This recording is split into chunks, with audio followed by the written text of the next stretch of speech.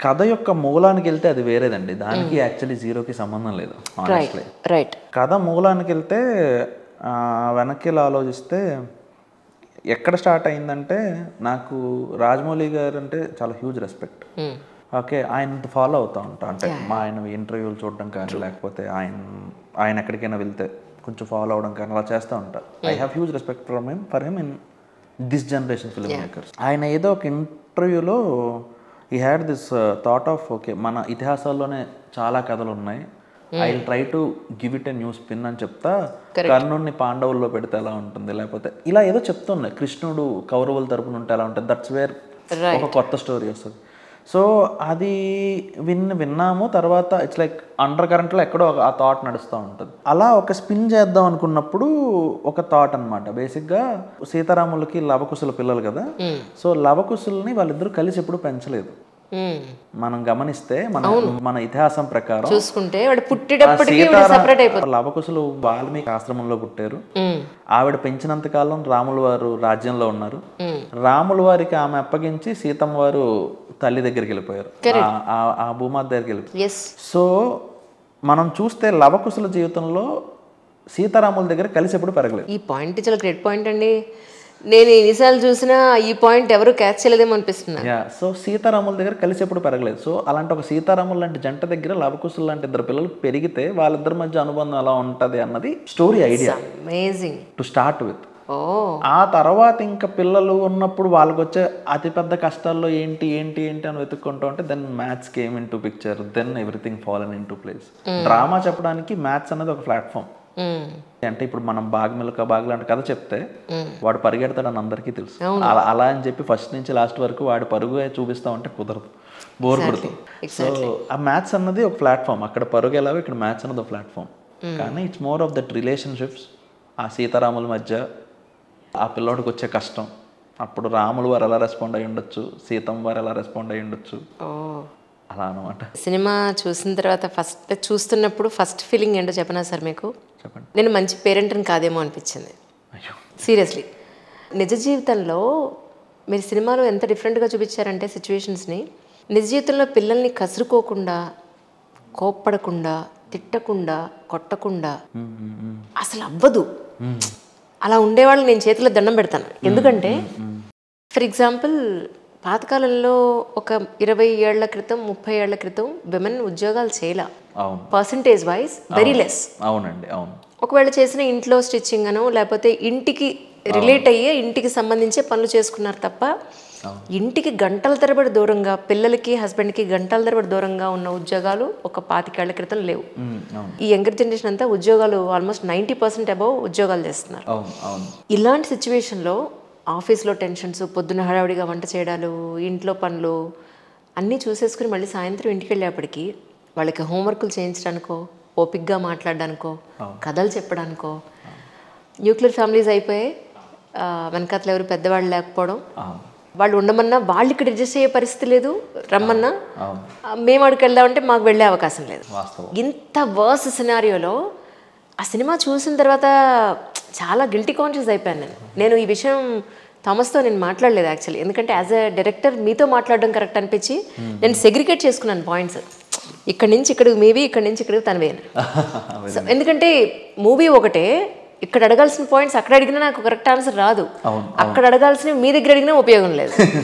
So నేను segregate చేసుకున్నాను. To be frank sir, ఎంత గిల్టీ కాన్షియస్ అంటే నేను పిల్లల్ని ఇంత ప్రేమగా నేను పెంచలేకపోయినేమో అనిపించింది సార్. ఎప్పుడు లైఫ్లో ఒక ప్రెజర్ ఉండింది, ఏంటంటే రెంట్, పిల్లల ఫీజులు, దానికోసమే కష్టం సరిపోయింది. అదొక్కటే కాదు సార్, యాక్చువల్లీ పిల్లల్ని పెంచే విధానంలో వైఫ్ అండ్ హస్బెండ్స్ వాళ్ళిద్దరి మధ్యలో ఒక చిన్న గొడవ రాలేదు. వచ్చిన టైంలో కూడా చాలా జెంటిల్గా మీరు దాన్ని తీసుకొచ్చారు. ఎంత జెంటిల్ అంటే కనీసం టీచర్ ముందు మా వాడిని ఇలా ఎందుకు అంటున్నావు అని పిల్లాడి ముందు కూడా అడగలేదు. వాట్ ఈస్ అంటే నిజానికి నిజ జీవితంలో అంత అవకాశం దొరుకుతుందా సార్? అంటే అంత జెంటిల్గా ఎలా తీసుకురాగలిగారు మీరు? ఇది more of my experience or whatever I see అని అంటే, నాకు నేను ఉద్యోగం స్టార్ట్ అయ్యి ఒక 6 months వరకు కూడా నాకు మా నాన్న జీతం ఎంతో తెలియదు, మా అమ్మ జీతం ఎంతో తెలియదు. వాళ్ళు నాకు ఎప్పుడు చెప్పలేదు. ఏదో మా చెల్లి నాది అంటే నేను అంత చదువరి కాదు యాక్చువల్లీ. నాకు పెద్దగా చదవాలని లేకపోతే ఏదో చెయ్యాలని అలా ఏ ఉండేది కాదు చిన్నప్పుడు. మరి అంత అయినా కూడా సీఏ చదివారా? సీఏ అంటే మామూలు విషయం కాదండి మరి. అదేనండి, అదే ఆశ్చర్యం అందరికి ఇప్పటికి కూడా. సో విషయం ఏంటంటే నాకు కూడా అప్పుడప్పుడు ఆశ్చర్యంగా ఉంటుంది, అది వేరే విషయం. అంత చదువరి కాదు నేను. అంటే ఎడ్యుకేషన్ పరంగా I was not like topper and everything. And పుస్తకాల దగ్గర ఎక్కువ కూర్చున్నది కూడా లేదు. వేరే పుస్తకాలు చదివింది ఏమన్నా కూడా పుస్తకాల దగ్గర ఎక్కువ కూర్చున్నది కూడా లేదు. మా చెల్లి బాగా చదువుతుంది. మా చెల్లి వెరీ షార్ప్. ఓకే, తను విఐటిలో ఎంటెక్ చేసింది వెల్లూరు ఇన్స్టిట్యూట్లో. అండ్ షీ స్పాట్ ఆన్ అనమాట. నాకు తెలిసి నాకన్నా ఒక 100 రెట్లు తెలివైంది అనుకుంటాను నేను దాన్ని చూసినప్పుడల్లా. అలా సో చిన్నప్పుడు మా చెల్లి వాజ్ సో పర్టికులర్, చాలా పర్టికులర్. పలానా స్కూల్లోనే చదవాలి ఫస్ట్ స్టాండర్డ్కి. నాకు అసలు స్కూల్ పేర్లు కూడా తెలియదు. సో పలానా స్కూల్లోనే చదవాలి, ఆ స్కూల్లోనే నేను చదువుతాను. ఆ స్కూల్కి అడ్మిషన్ టెస్ట్ ఉంటుంది. ఓకే, అడ్మిషన్ టెస్ట్ రాస్తే దానికి సీట్ వచ్చింది. నాకు 3rd క్లాస్కి సీట్ రాలా. ఓకే, సిబ్లింగ్ కోటాలో నేను జాయిన్ అయ్యాను. Why I'm saying this because అప్పుడు ఆ స్కూల్ ఫీజు చాలా ఎక్కువ. అంటే మా నాన్నకి మా అమ్మకి వచ్చే జీతాలకి అది చాలా ఎక్కువ. ఆ విషయం నాకు అప్పుడు తెలియదు. 21 ఏళ్ళు వచ్చాక ఎప్పుడు మాటలు వచ్చినప్పుడు దెన్ మాకు మాటలు వస్తూ ఉంటే నాకు అర్థమైంది ఏంటంటే మా ఇద్దరికి కట్టే school fees almost 50 to 70% of my father salary at. మా నాన్నగారి జీతం, మా అమ్మగారి జీతం ఇంటిని రన్ చేయడానికి అవ్వచ్చు, మిగతా వాటికన్నిటికీ పనికొచ్చేది అనుకుంటా. కానీ వాళ్ళు ఎంత బాగా పెంచారంటే మాకు అది ఎప్పుడు తెలియలే, నా దాకా కూడా రాలా. జనరల్గా అమ్మాయి అవ్వచ్చు, నాన్న అవ్వచ్చు, అది తీసుకురారండి, మన దాకా తీసుకురారు. అంటే వాళ్ళ కష్టాలను అవ్వచ్చు, ఇష్టాలను అవ్వచ్చు, వాళ్ళ యొక్క ఇబ్బందులను అవ్వచ్చు, పిల్లల దాకా తీసుకొచ్చి పిల్లల యొక్క మానసిక పరిస్థితి ఎఫెక్ట్ అవ్వకూడదు దీనివల్ల అని ఫీల్ అవుతూ ఉంటారు మధ్యతరగతులు. అది ఒక రకంగా ప్లస్, ఒక రకంగా మైనస్ కూడా. Correct, what I understood was. కానీ ఇప్పుడు పేరెంట్స్ మాత్రం నా జీతం ఎంత, నా ఖర్చులు ఎంత, ఇగో ఇంతకన్నా మించి మేము అది మంచి. అంటే అదే చెప్తున్నా, ఒక రకంగా ప్లస్, ఒక రకంగా మైనస్. అప్పుడు మనకి తెలిస్తే మన స్థాయి ఏంటి, లేకపోతే మన హద్దు ఏంటి, మన అదుపు ఏంటి, మనం ఎక్కడ పొదుపు చేయాలి అన్నది మనకి తెలుస్తుంది. మనకి తెలియకపోతే, అంటే పిల్లల్ని ఇబ్బంది పెట్టకూడదు అన్న ఆలోచనతో మనం అది దాచేస్తే ఖచ్చితంగా వయసు పెరిగే కొద్దీ కోరిక పెరుగుతుంది, కోరిక పెరిగే కొద్దీ ఖర్చు పెరుగుతుంది. ఆ ఖర్చు ఆ తల్లిదండ్రి దాన్ని ఏమంటారో తట్టుకోగలరో లేదో ఆ పిల్లోడికి తెలియదు. అడిగినప్పుడల్లా కాదనలేదు కాబట్టి ఒక్కసారి కాదనేసరికి ఆ పిల్లోడు తీసుకోలేడు.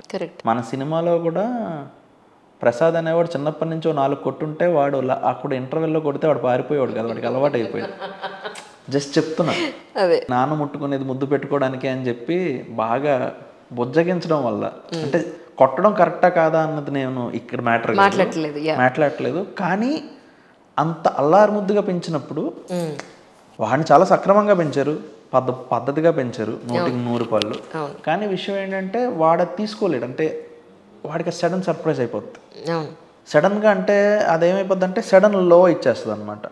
ఇప్పుడు ఒక్కొక్కరికి వాళ్ళ ఎక్స్పీరియన్స్ ఉంటాయి కదా. సో మనం పెంచే విధానాల మీద క్లాస్ తీసుకోవాలంటే ఎవ్రీ పేరెంట్ ఈజ్ బెస్ట్ అండి. ఎవ్రీ పేరెంట్ ఈజ్ బెస్ట్ అని ఎందుకంటానంటే అమ్మ అవ్వచ్చు, నాన్న అవ్వచ్చు, వాళ్ళ విధానాల్లో వాళ్ళ ఉన్న పరిస్థితుల ప్రకారం వాళ్ళ పిల్లలకి బెస్టే ఇస్తారు. ఇచ్చే స్థాయిల్లో అవ్వచ్చు, లేకపోతే ఇచ్చే విధానంలో తేడా ఉండొచ్చు, కానీ మనసులో మాత్రం ఇంటెన్షన్ మాత్రం తప్పు ఉండదు. అందరిది బెస్ట్ ఇవ్వాలనే ఉంటుంది. అండ్ ఒక్కొక్కలా ఇస్తారు. అవును, చిరంజీవి గారు ఒకలా చూపిస్తే చిరంజీవి గారు అభిమాని వేరేలా చూపిస్తారు. ఎవరి స్థాయి బట్టి వాళ్ళది ఉంటుంది. కరెక్ట్. అక్కడ తండ్రి అనే ఒక ఎమోషన్ అయితే కామన్, లేకపోతే తల్లి అనే ఎమోషన్ అయితే కామన్. మీరు ఇందాక సీతారాములది భలే షాకింగ్ పాయింట్ అండి నాకు నిజంగాను. రామాయణం మీద ఇన్నిసార్లు డిస్కషన్ జరిగింది మాకు చాలా సార్లు గెస్ట్లతోటి, కానీ ఈ పాయింట్ మిస్ అయిపోయామనిపిస్తుంది నాకు ఇప్పుడు నిజంగానే. అందుకనే మనం సినిమాలో కూడా ఒక షాట్ ఉంటుంది, లవకుశలు సీతారాములు పక్క పక్కన ఉంటారు. ప్రసాద్ అలా చూస్తూ ఉంటే మీకు ఒక షాట్ కనిపిస్తుంది, పిక్చర్ పెయింటింగ్ కనిపిస్తుంది. యాక్చువల్లీ అది రియలిస్టిక్ గా ఎప్పుడు అవ్వలా. ఇతిహాసం ప్రకారం అయితే ఇంకా రియాలిటీలో లేదు. అది ఇలాంటి కథ అన్నది చెప్పడం అన్నది నా ఇంటెన్షన్ అనమాట. అర్థం చేసుకున్న వాళ్ళు చేసుకుంటారు, ఆలోచించిన వాళ్ళు ఆలోచిస్తారని చెప్పి అలా షార్ట్ ఇచ్చాం అంతే. స్టార్టింగ్ మూవీ స్టార్ట్ అయినప్పుడు హీరోని చూసినప్పుడు ఈయన ఇంతకు ముందు ఏమైనా సినిమాలు చేశారా, ఇంత థిన్ పర్సనాలిటీని ఎందుకు చూస్ చేసుకున్నారు, థామస్ పక్కన తిను ఎలా ఉంటారని అనుకున్నాను.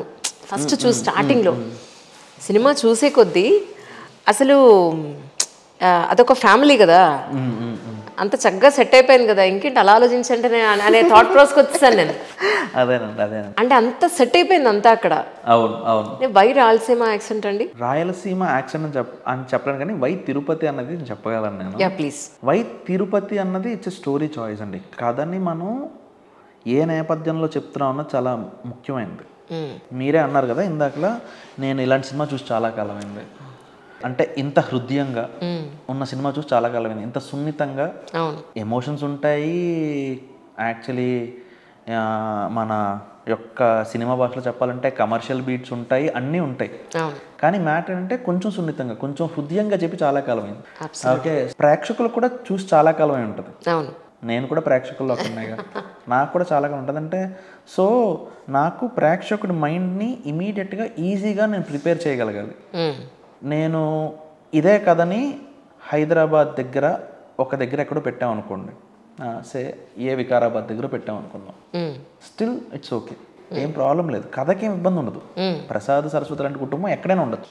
కానీ ప్రేక్షకుడు వచ్చేవాడికి బిలీవబిలిటీ అన్నది చాలా ఇంపార్టెంట్.